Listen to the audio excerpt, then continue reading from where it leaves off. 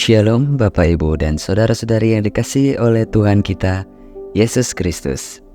Saya ucapkan salam sejahtera untuk saudara semua dimanapun saudara berada. Damai dan sukacita dari Roh Kudus senantiasa melimpah di dalam hati dan kehidupan saudara semua. Dan pada hari ini, sebelum kita masuk ke dalam khatam pembacaan Alkitab, saya mengajak saudara semua untuk berdoa. Ya Allah, Bapa kami yang di sorga, Bapa dalam nama Tuhan Yesus Kristus, Tuhan yang senantiasa bersama kami di dalam kondisi apapun.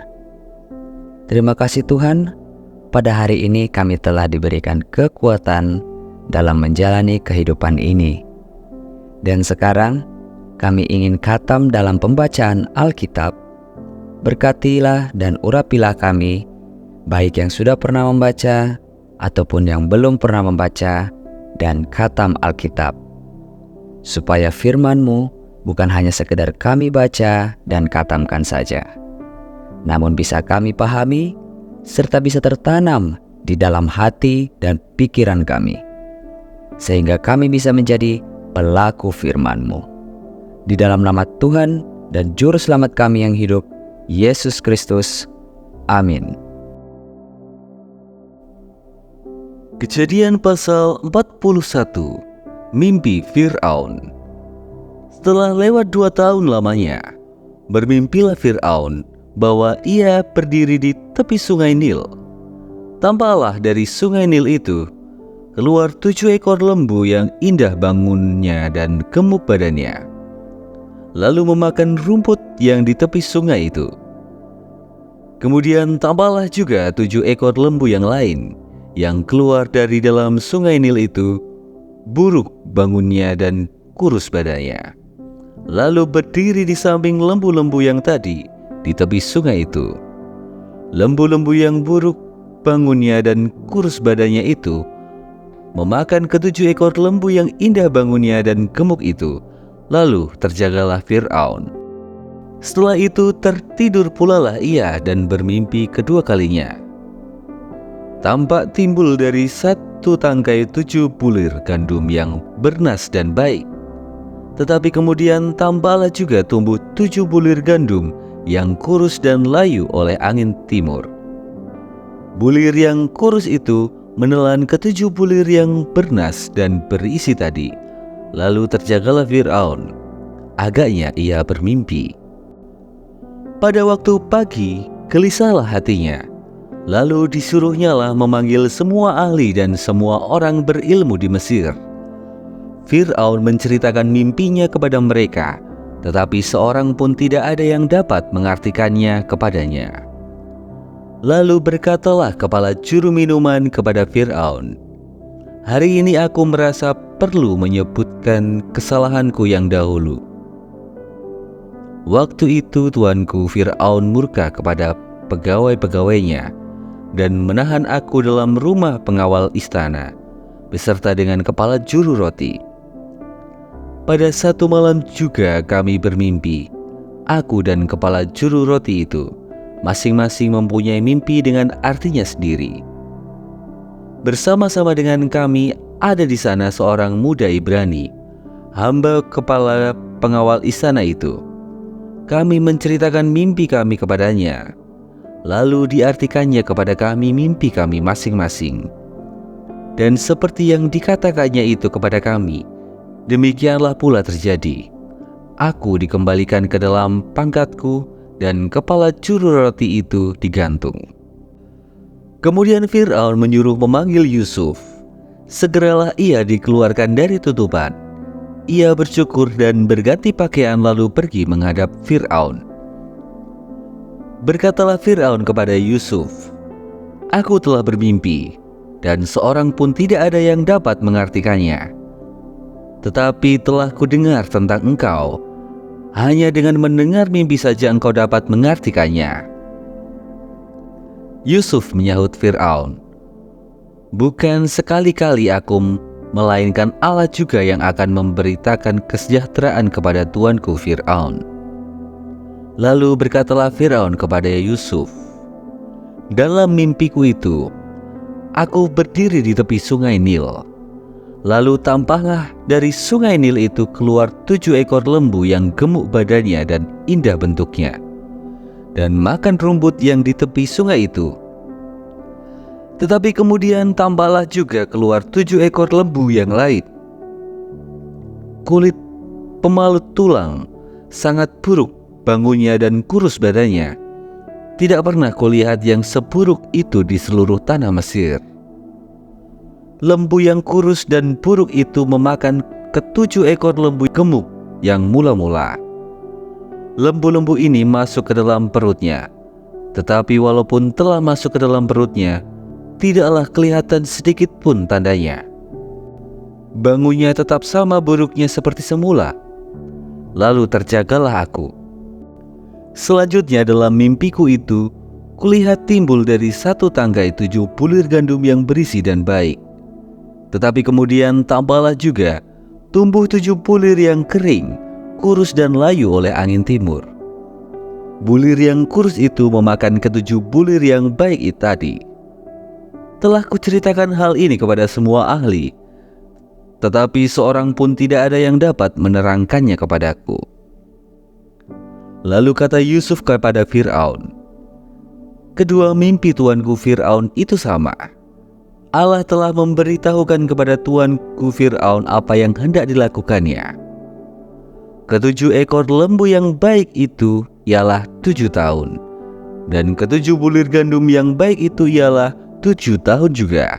Kedua mimpi itu sama.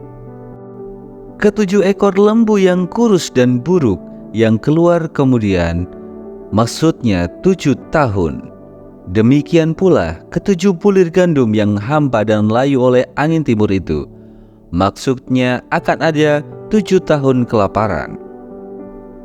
Inilah maksud perkataanku ketika aku berkata kepada tuanku Fir'aun, Allah telah memperlihatkan kepada tuanku Fir'aun apa yang hendak dilakukannya. Ketahuilah tuanku, akan datang 7 tahun kelimpahan di seluruh tanah Mesir. Kemudian akan timbul 7 tahun kelaparan, maka akan dilupakan segala kelimpahan itu di tanah Mesir, karena kelaparan itu mengurus keringkan negeri ini.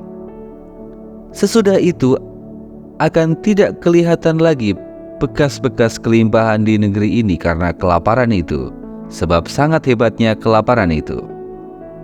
Sampai 2 kali mimpi itu diulangi bagi tuanku Fir'aun, berarti hal itu telah ditetapkan oleh Allah dan Allah akan segera melakukannya.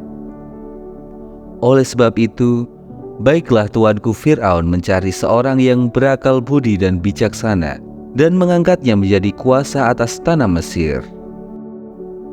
Baiklah juga tuanku Fir'aun berbuat begini, yakni menempatkan penilik-penilik atas negeri ini, dan dalam ke-7 tahun kelimpahan itu memungut 1/5 dari hasil tanah Mesir. Mereka harus mengumpulkan segala bahan makanan dalam tahun-tahun baik yang akan datang ini, dan di bawah kuasa tuanku Fir'aun menimbun gandum di kota-kota sebagai bahan makanan serta menyimpannya. Demikianlah segala bahan makanan itu menjadi persediaan untuk negeri ini dalam ke-7 tahun kelaparan yang akan terjadi di tanah Mesir, supaya negeri ini jangan binasa karena kelaparan itu. Yusuf di Mesir sebagai penguasa. Usul itu dipandang baik oleh Fir'aun dan oleh semua pegawainya. Lalu berkatalah Fir'aun kepada pegawainya, "Mungkinkah kita mendapat orang seperti ini, seorang yang penuh dengan roh Allah?" Kata Fir'aun kepada Yusuf, "Oleh karena Allah telah memberitahukan semuanya ini kepadamu, tidaklah ada orang yang demikian berakal budi dan bijaksana seperti engkau. Engkaulah menjadi kuasa atas istanaku, dan kepada perintahmu seluruh rakyatku akan taat. Hanya tata inilah kelebihanku daripadamu."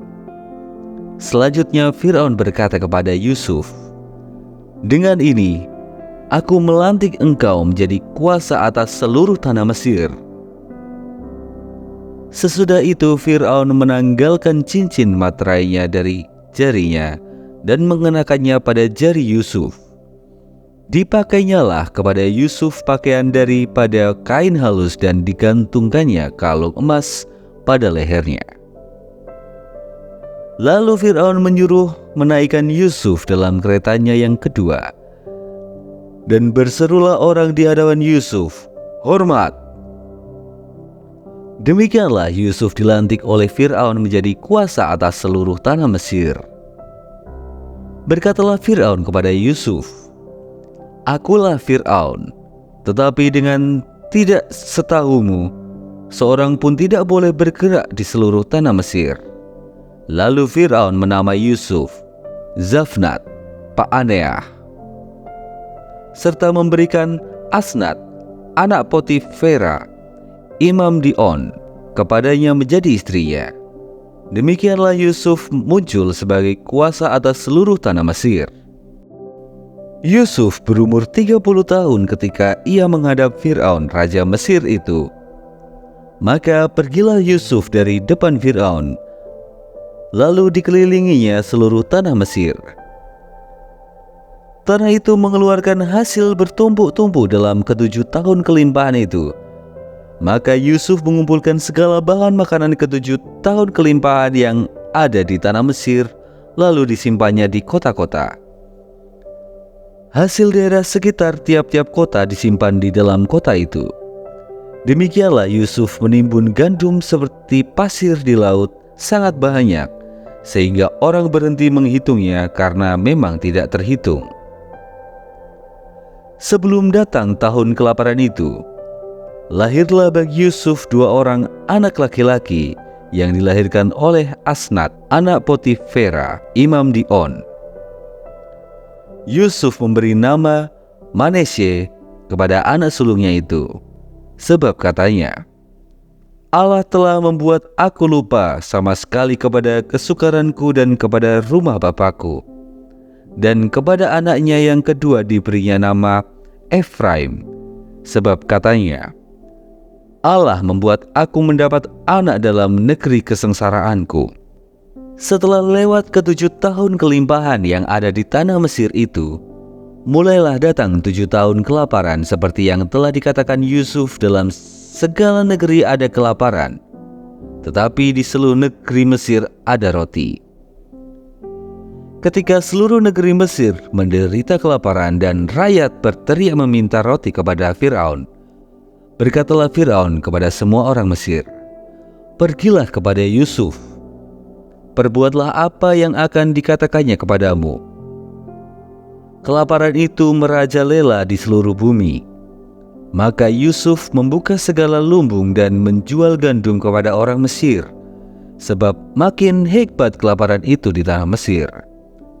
Juga dari seluruh bumi datanglah orang ke Mesir untuk membeli gandum dari Yusuf, sebab hebat kelaparan itu di seluruh bumi. Proses khatam pembacaan Alkitab hari ini sudah selesai. Untuk mengakhiri proses khatam pembacaan Alkitab hari ini, mari kita berdoa. Ya Allah, Bapa kami yang di sorga, terima kasih karena Engkau telah menyertai kami di dalam proses khatam pembacaan Alkitab hari ini. Dan biarlah Roh Kudus senantiasa bekerja mengurapi kami, sehingga proses pada hari ini bisa tertanam dan menjadi kebiasaan di dalam hati kami masing-masing. Dan sekarang kami ingin melanjutkan kegiatan kami ya Tuhan.